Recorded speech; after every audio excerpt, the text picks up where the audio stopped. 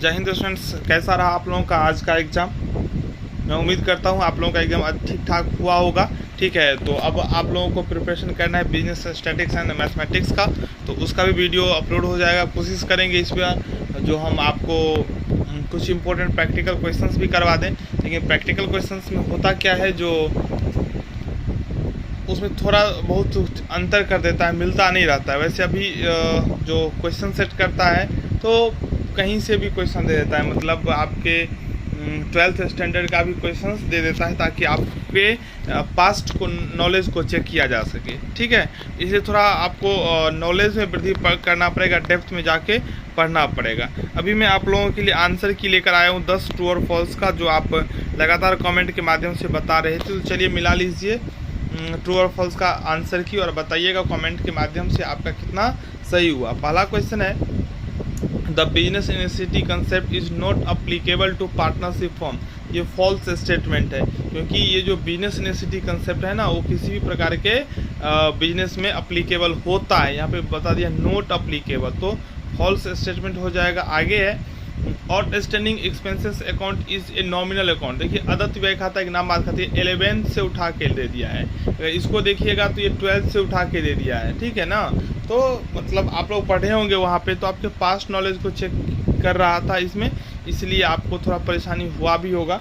तो यह स्टेटमेंट भी जो है ना फॉल्स है, क्योंकि हम जानते हैं कोई भी एक्सपेंस होगा उसके पीछे कोई प्रीफिक्स या सफिक्स लग जाएगा पीछे आगे, तो पर्सनल अकाउंट हो जाता है। यहाँ पे बोले नाम मात्र खाता है, तो गलत हो गया ये। चलिए तीसरा जो है, preliminary expenses are revenue expenditure. तो ये भी स्टेटमेंट जो है ना फॉल्स है। ये आयगत व्यय नहीं है, स्थगित आयगत व्यय, डेफर्ड रेवेन्यू एक्सपेंडिचर होता है। प्रिलिमिनरी एक्सपेंसेस को हम 2 साल 3 साल 4 साल 5 साल के लिए हम इसे रख सकते हैं। ठीक है, तो ये भी फॉल्स है। चौथा है, when closing stock appears in the trial balance it is taken to trading account. आपको पता होगा 11th में आप पढ़े होंगे जर्नल लेजर ट्रायल बैलेंस, वहाँ से यह क्वेश्चन आया है। तो बहुत सारे स्टूडेंट्स क्या करते हैं, अभी का जो ट्रेंड है, ग्रेजुएशन में जाके पढ़ते नहीं हैं, ना कहीं कोचिंग ज्वाइन करते हैं, ना बुक लेते हैं, बस ये रहते हैं लास्ट में चोरी करके या जैसे तैसे पास कर जाएगा। तो मैं एक बात बता दूं, आप तो एग्ज़ाम ज़रूर क्वालिफाई कर जाएंगे, क्योंकि यूनिवर्सिटी में कॉपी जांच ठीक से नहीं होता है। ठीक है, आप कुछ भी लिख देंगे आप पास कर जाएंगे, ये तो मैं बता रहा हूँ। अभी तक का ट्रेंड यही रहा है, लेकिन आपको अपने जीवन में वह शिक्षा कोई काम नहीं देगा। जब शिक्षा काम ही नहीं देगा तो पढ़ के क्या फ़ायदा है। ठीक है, इसलिए आपको नॉलेज बढ़ाना पड़ेगा। ये देखिए ये क्वेश्चन कहाँ से पूछा है, 11th से, तो आपको वहाँ पे 12th बनाने को मिला होगा। आप लोग देखे होंगे, अगर कुछ भी ट्रायल बैलेंस के अंदर है ना, तो उसका एक ही जगह प्रभाव पड़ता है। अगर ट्रायल बैलेंस से बाहर है, उसका 2 जगह प्रभाव पड़ता है। यहाँ बोला है तलपट में रहता है, यानी तलपट के अंदर में रहता है, तो उसे व्यापार खाता में दिखाया जाता है। नहीं, अगर तलपट के अंदर में रहता है स्टॉक, उसको सीधे बैलेंस शीट में दिखाया जाता है, एसेट साइड में। और एडजस्टमेंट में अगर दिया रहता है तो उसको ट्रायल बैलेंस में, ट्रेडिंग अकाउंट में दिखाया जाता है। तो यहाँ भी यह स्टेटमेंट जो है फॉल्स हो जाएगा। चलिए अगला है, branch stock account is always prepared at invoice price. देखिए ये पूछा था आपके बुक से, और मैंने भी वीवीए में ये बताया था आपको। ठीक है, 11th और 12th से गेस करना थोड़ा मुश्किल था, किसी के लिए भी मुश्किल होता है। ठीक है, तो कुछ बताए थे कमेंट के थ्रू, सर क्वेश्चन नहीं मिला, तो मैं आपको बता दूं मैं कहाँ से गेस करता।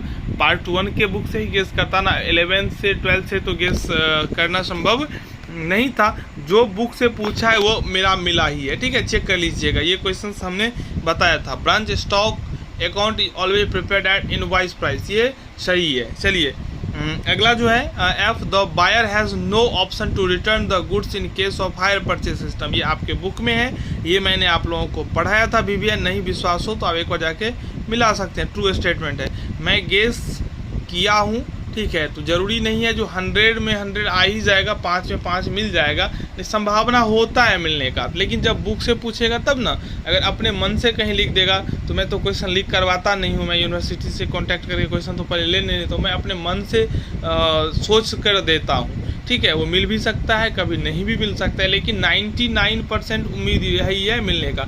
जो बुक से पूछा है ये मिल, देखिए ये बुक से पूछा है, ये भी मिला है। ठीक है, आप देख लीजिएगा मेरा ट्रू और फॉल्स का। The balance in the short workings account appears on the liabilities side of the balance sheet of the lease. ये भी जो है स्टेटमेंट फॉल्स है। ठीक है, चलिए, a partner cannot transfer he interest in partnership without consent of other partners. देखिए ये आपको नहीं मिलेगा कहीं भी, ठीक है ना, तो ये ट्रू है। चलिए अगला है गार्नर मरे केस में गार्नर दिवालिया था। ये आपको मैं बताया था, गार्नर मरे और विकलिंस में विकलिंस दिवालिया हुआ था, तो ये जो स्टेटमेंट है ये भी फॉल्स हो जाएगा। ठीक है, चलिए अब एक और बचता है, वो देखिए लास्ट वाला है, पूंजीगत संचय को लाभांश वितरण के लिए प्रयोग में लाया जा सकता है, नहीं लाया जा सकता, ये भी स्टेटमेंट फॉल्स है। तो आप लोग मिला लीजिए कितना सही हुआ बताइएगा। ठीक है, और टेंशन की कोई बात नहीं है, अगर गलत ही हुआ होगा तो आप कुछ कर नहीं सकते हैं, आपको अपना फोकस करना है मैथमेटिक्स पे, वो कीजिए। बीबीए क्वेश्चंस फिर मैं अपलोड करूंगा, ट्रू और फॉल्स अपलोड होगा। ठीक है, यह चैनल आप लोगों को हेल्प पहुंचाएगा ही, आप लोग चैनल को जो सब्सक्राइब कर लें। धन्यवाद।